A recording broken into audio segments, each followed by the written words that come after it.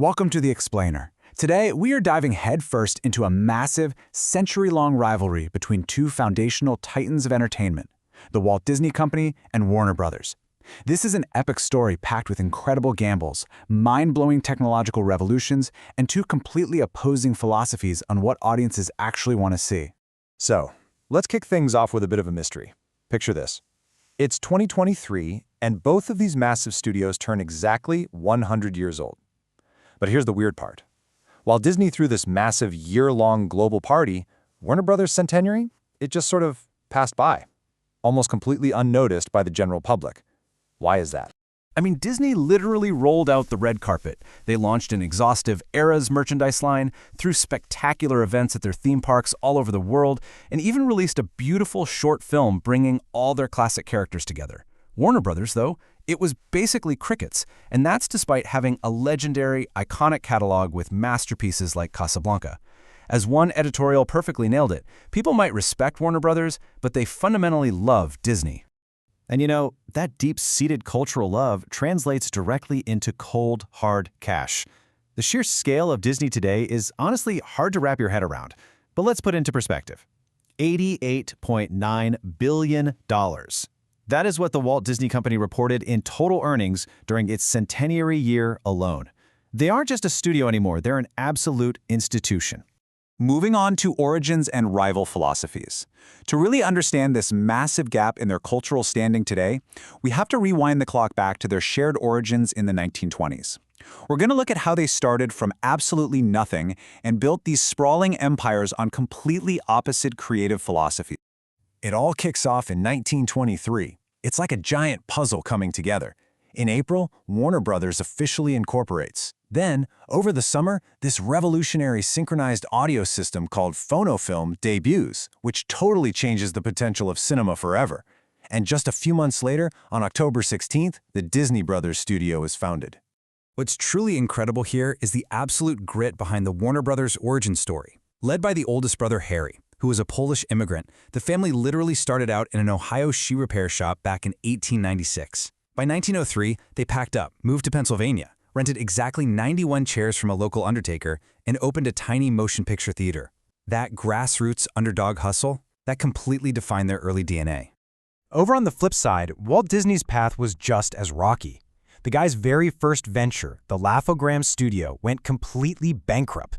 So Walt packs up, moves out to Los Angeles, and somehow manages to sell this quirky, live-action animated hybrid short called Alice's Wonderland.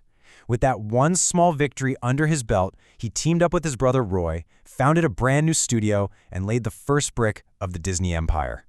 Right from the jump, their creative vibes were just totally opposed. Disney hooked audiences by appealing to this pure, childlike innocence and optimism, obviously perfectly embodied by Mickey Mouse.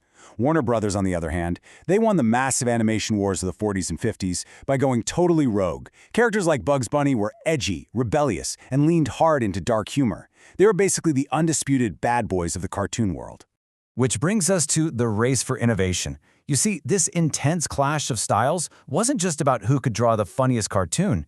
It fueled massive, industry-shaking leaps forward in entertainment technology. Both of these studios were desperate to outdo each other, and they took entirely different, incredibly risky gambles to secure their spot in Hollywood.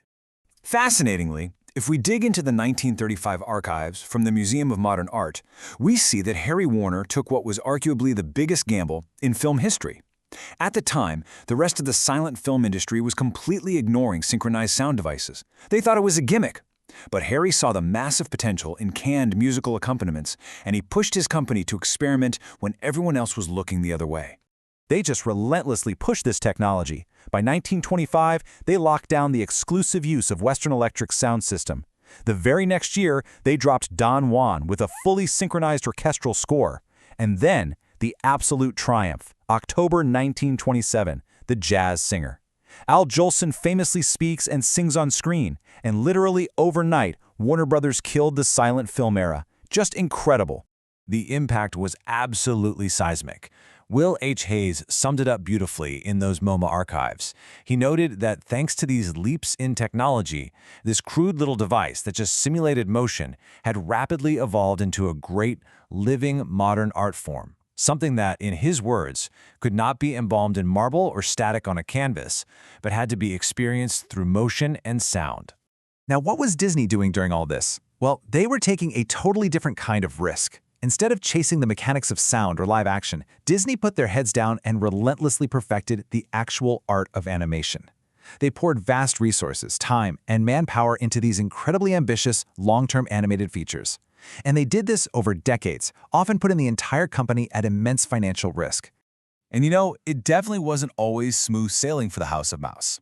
Take their 1951 animated feature, Alice in Wonderland. It cost the studio $1 million loss right out of the gate. The critics were ruthless. The Chicago Tribune literally wrote that the film was utterly lacking in enchantment and left viewers distinctly disappointed. Disney had to swallow their pride and write the whole thing off as a massive failure. All right, let's look at the modern superpower battle. Because despite those bumps in the road, Disney's sheer persistence over the decades really transformed them. By banking on their vault of characters, utilizing their theme parks to keep the brand alive, and just patiently waiting for audiences to catch up, they positioned themselves by the 21st century to become the ultimate entertainment conglomerate. Starting in the 2000s, they went on an absolute shopping spree, aggressively expanding their empire by acquiring massive, already existing fan bases.